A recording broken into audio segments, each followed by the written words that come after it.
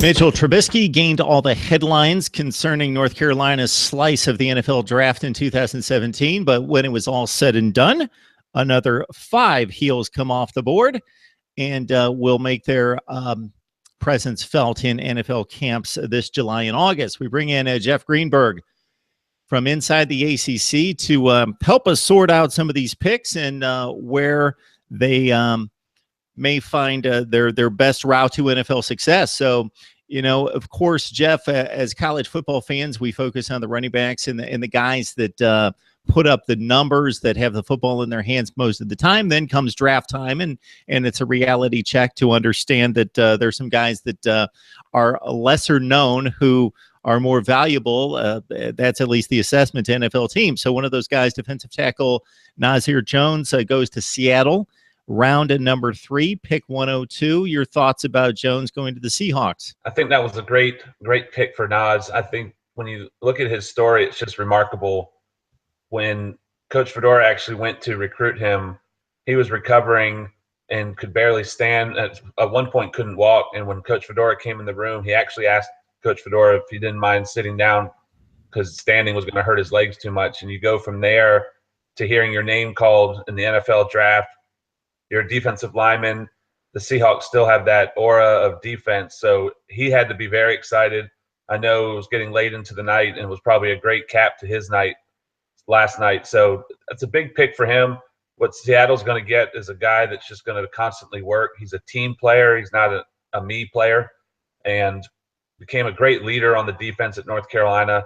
I think he's going to continue that work and strive to get better and better and do whatever he needs to do, whatever they need him to do on that defensive line. Jeff, you're right. In taking in some of the draft coverage this afternoon, I was so taken by that story, it didn't even totally sink in the player, the coach, and then knowing that we were going to get together a little bit later tonight, that just speaks volumes for both individuals involved. For Jones, that he was able to fight through the adversity. And we this is the good thing about the NFL draft weekend, in addition to just the nuts and bolts of the football, is hearing the particular player stories and a lot of guys who didn't have the best road in terms of a family background and surroundings, or physical limitations or adversities that they fought through. And then it just speaks volumes of Larry Fedora. He runs a business of sorts. He's looking for the best football players, but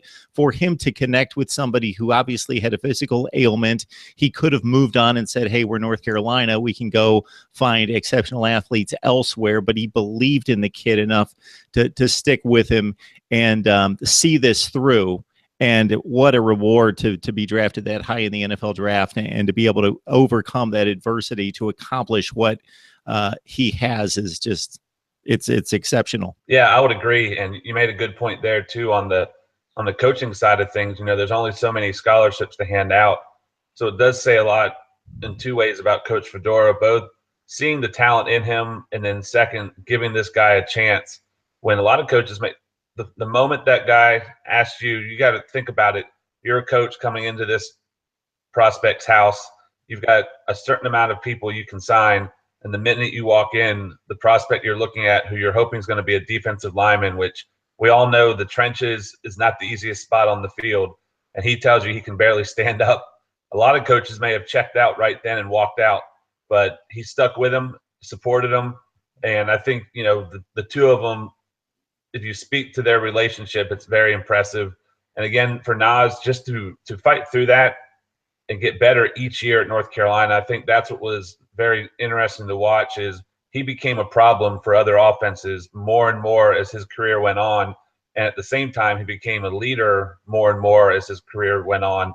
And it's just, he's fun to watch if you turn the tape on, and he's going to be fun to watch in Seattle. 70 tackles total, 9.5 tackles for loss, and 2.5 sacks.